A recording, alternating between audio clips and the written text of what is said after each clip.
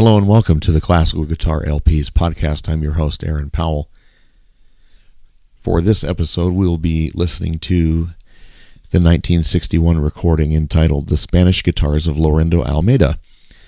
It is on the Capitol Records label, and really interesting record jacket in that the performer, Laurindo, is there in a triple exposure shot. We've got him facing center, and then there's one exactly of him to the right and one to the left as well, as if it's a trio of himself playing it. So it's sort of fun to look at visually.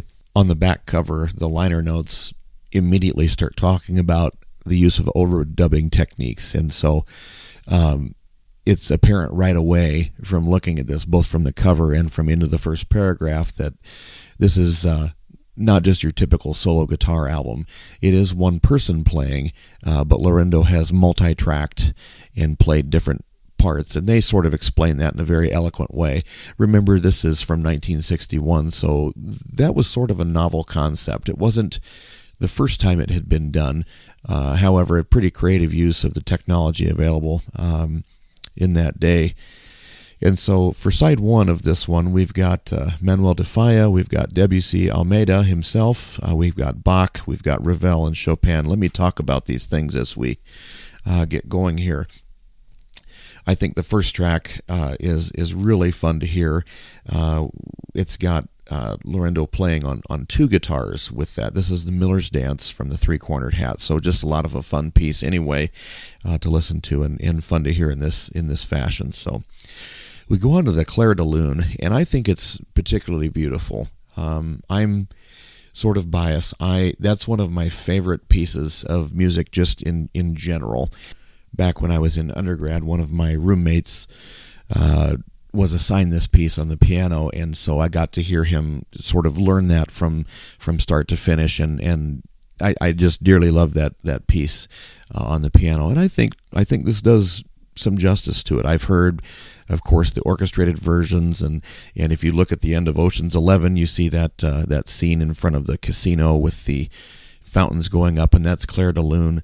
Anyway, this is also a really, really beautiful treatment of the classic Debussy piece, and so I think Almeida's own composition is very, very remarkably good, and so he was quite a guitarist. And if you don't know much about Laurindo, he was not only a classical guitar player, but also was instrumental in, no pun intended, instrumental in bringing the styles of bossa nova to the United States.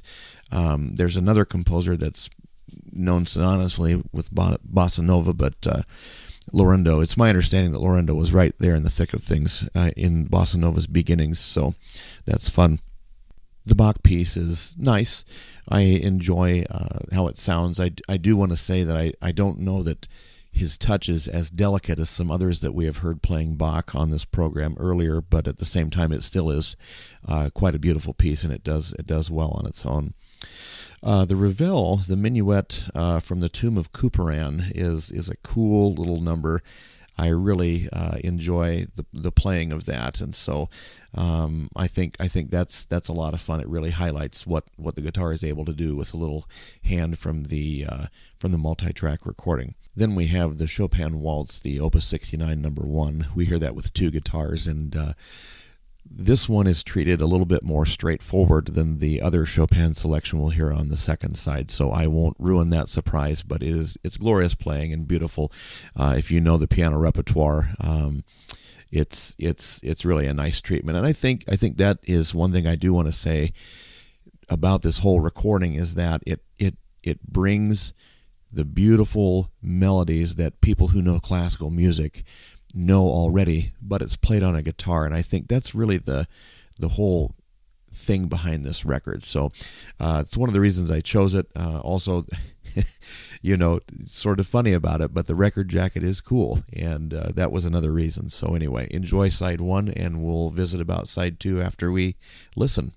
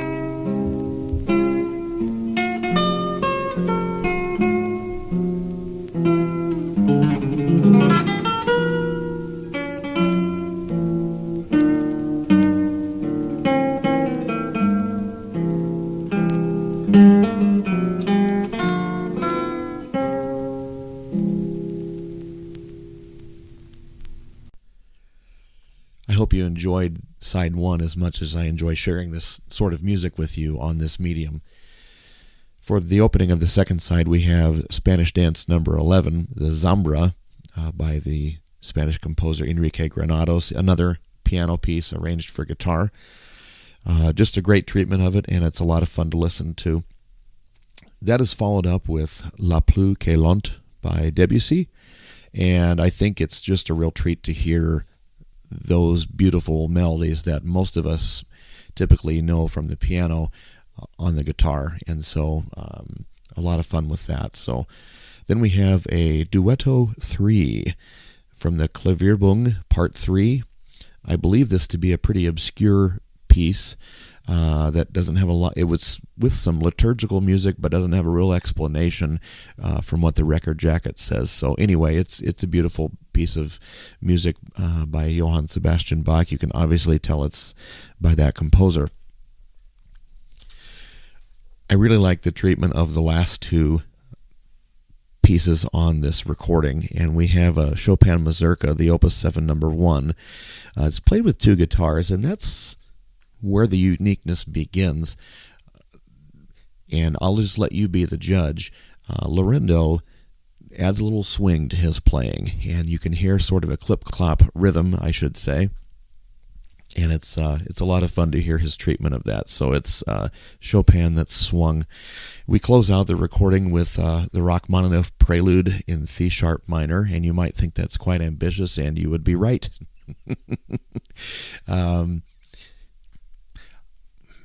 I'm not sure how to explain this. I think if you are a purist, you are probably not going to like this treatment of the Prelude in C sharp minor.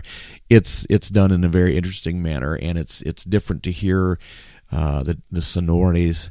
I do think the music speaks through, and it's sort of fun. But on the same token, you can understand why there were people who would make commentary about people doing certain transcriptions and maybe some transcriptions that should not be done.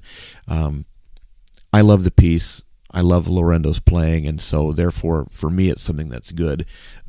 Is it the same as? Is this recording of the Prelude something as important as what maybe Alfred Brendel would have played, or Byron Janis, or any other concert pianist? No, but it is a fun treatment of the piece, and I think it's sort of interesting to hear. The whole record has been that way, and so as a guitarist and as a performer and an instructor, I can totally understand, looking at this from my now 44-year-old self, how someone who has spent their life playing the piano might have been in shock looking at this and hearing, my goodness, what is he doing to our sacred pieces? You know, on the other hand, the rock and roll side of me says, "Hey, that's pretty cool," and I think it's a neat recording. So, thanks for listening to this episode of Classical Guitar LP's podcast. We'll see you around, and look forward to hearing a new episode shortly. Enjoy.